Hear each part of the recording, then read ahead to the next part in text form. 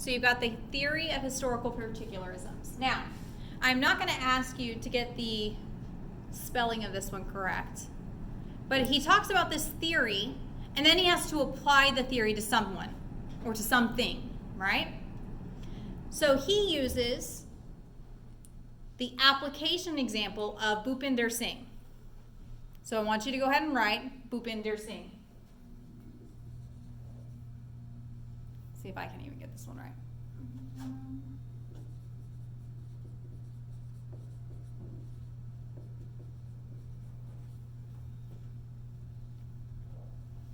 Bhupinder Singh.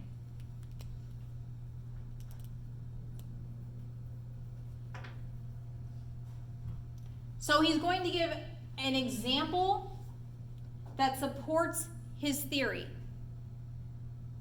Now, what works really well for you is in your impromptu journal, you've literally split it between theories or morals of the story and examples.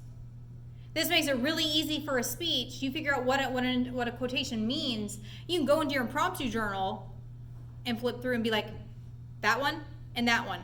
Boom. I've got theory applications for both. You're good. If you're doing 3 by 1, you might have to do a little more work, but that's okay. That's sometimes easier because you don't have to pair things. If your impromptu journal is already paired, you're going to be in a better position. Now, competitive speech and debate, competitive impromptu speaking, you don't get your impromptu journal in your round. You will have access to your impromptu journal during your prep time. Impromptu speakers keep an impromptu journal, and they flip through it regularly when they're in between rounds, but they have to put it away when their timer starts. You will have access to it for your first 2 minutes, but it has to be printed. It cannot be a digital one. It has to be printed. You can't have your phone to look things up during those 2 minutes. So literally your impromptu journal is all that you will have for this class. I recommend doing your pairings, your theory and your application. Do it, get it ready, and then know what's actually in your impromptu journal. A lot of students for impromptu journal will just copy and paste a bunch of theories that they don't understand into their impromptu journal just to get the point, because it's 1 point per example. But then they won't know how to use it. They won't know how to explain it, and they can't teach themselves 2 or 3 different theories in 2 minutes of prep time. So it comes out of their mouths as like, well, I kind of know what this is, but I don't. Okay? So know what you're using. If you're going to do theory application, make sure you actually understand the theories and that you pair them up in your impromptu journal. All right, 3 by 1. In a 3 by 1, I wouldn't necessarily have to give the theory of historical particularism. I could just use Bhupinder Singh as my example. I could keep my same argument tagline, my because statement, because it respects minority narratives.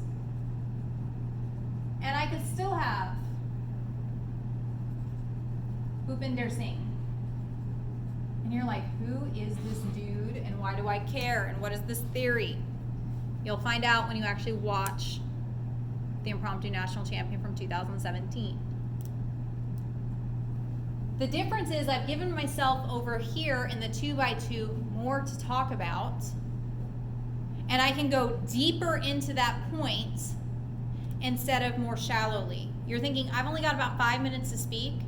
I could have 3 points spread out across more time, or I could have 2 points that I go deeper into. That is going to be a personal choice, a personal preference. I recommend that you try doing this both ways in your practice sessions at home and here in class. But it's about getting comfortable. This is new. This is the part that you're gonna have to spend a lot of time on. The intro is a little bit new. This is new. 3 by 1 feels like normal essay writing. 1 example per paragraph. 2 by 2 is a stronger structure because it is forcing you to logically support your argument through 2 different things, theory and application. It is considered a stronger argument type. Most high-level impromptu speakers use a 2x2. We'll get there. If you want to use a 3x1, I'm not penalizing you for this speech. Just make sure that you stick with it.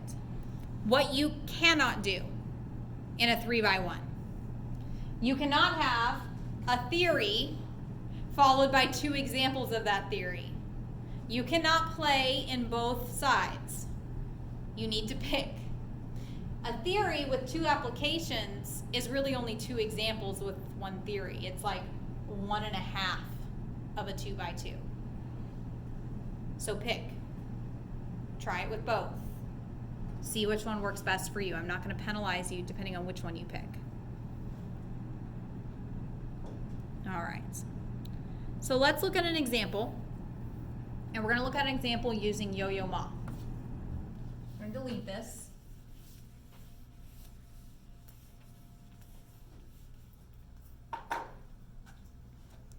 So this example is found in your week 14 lecture notes. And the quotation is from Yo-Yo Ma. Good things happen when you meet strangers.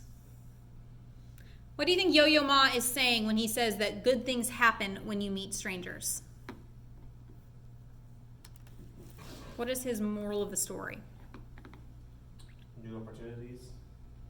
So he views people as new opportunities. Okay? What else? Your mind opens up and you get their opinion on things. We should have an open mind when we meet new people because they might give us new ideas. Okay? Remember, our interpretations are what should we do if we were to take the author's quotation to heart? If Andrew was going to take Yo-Yo Ma to heart today, what should he change about his life? Well, you know what? You should just be positive with strangers.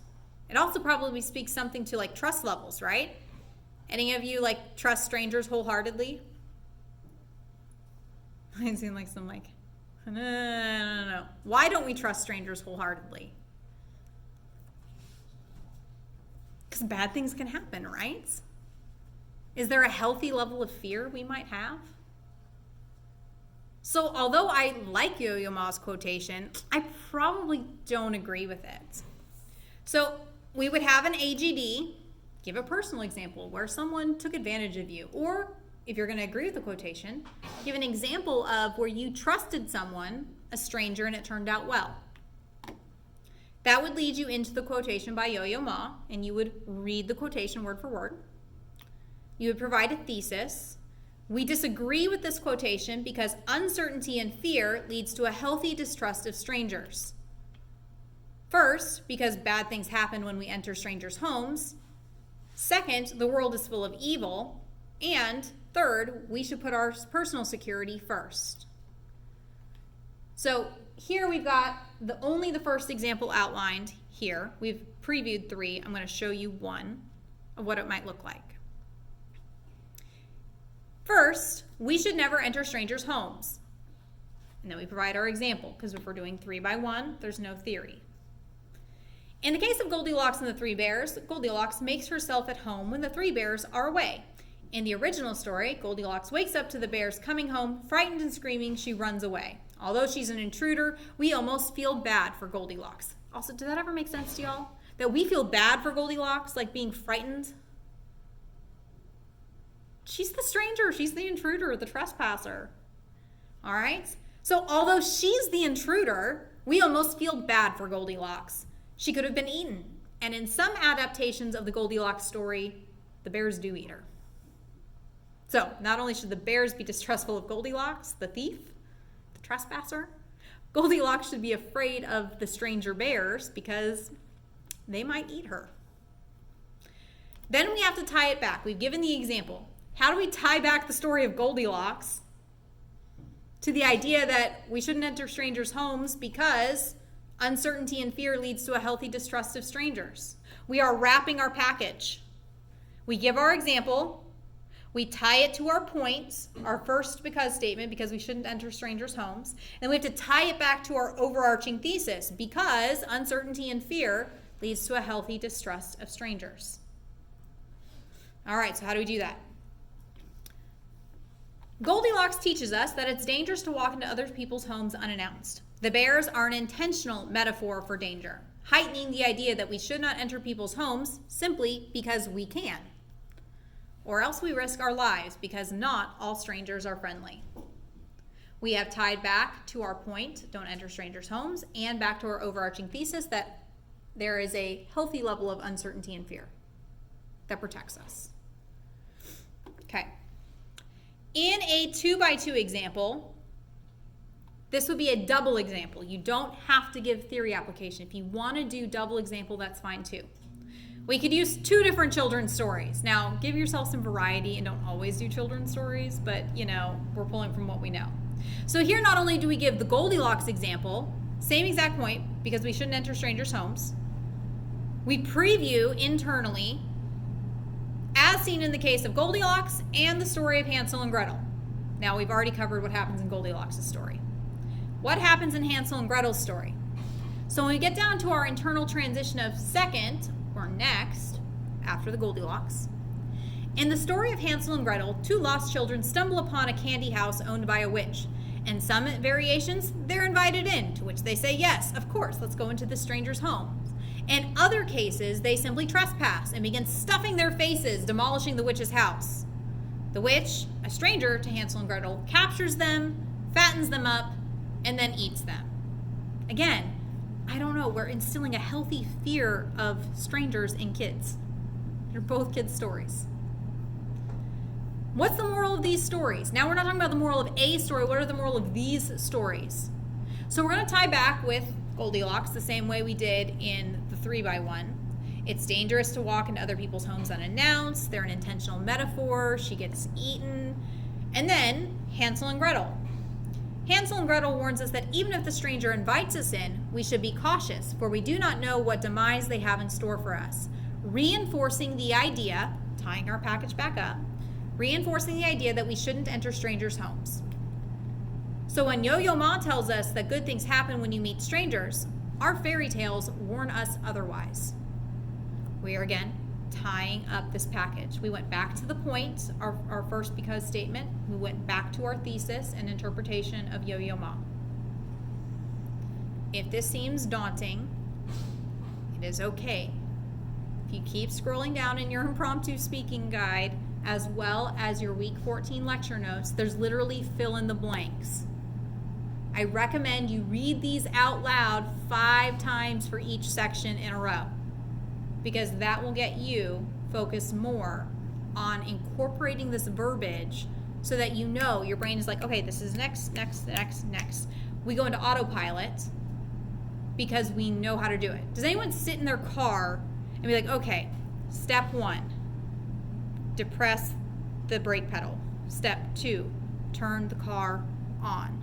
Step 3, check all my mirrors. Like, no, we don't literally think about step by step by step. What do? You get in the car and you just do it.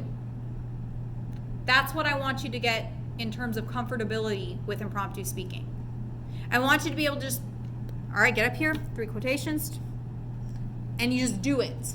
I don't want you to have to think, okay, what comes next? Okay, I did this. Now, what do I say? What were the words? I don't want you stumbling over yourself in that process.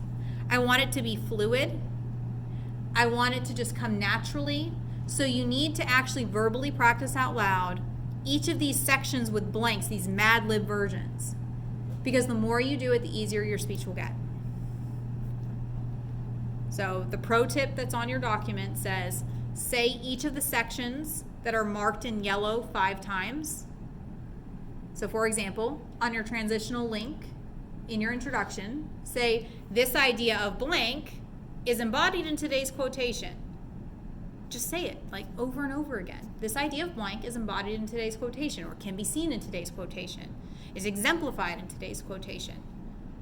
Say it till it rolls off your tongue. Your interpretation. What the author is saying, therefore, is blank. What the author is saying, therefore, is blank. What the author is saying, therefore, is blank. Like, just keep repeating it. When you get down to your body, the first reason we can agree with today's author is because blank. The first reason we can agree with today's author is blank. Or if you're disagreeing, The first reason we can disagree with today's quotation is because blank. And you're just going to say it over and over again until it sticks. We can see how this is true first through blank and second through blank. You are literally just doing your internal preview statements. Fill in the blank and your brain will fill in the content. You have to give it this template and the structure, and your brain over time will learn to fill the content quickly. Any questions on the body yet? Your first introduction to it, I don't expect perfection. All right, we're gonna go ahead and break. After the break, we're gonna start watching the 2017 final round so you can start seeing how these pieces start fitting into place. And then I'll have you guys give at least one speech before you leave today. Sound good? All right.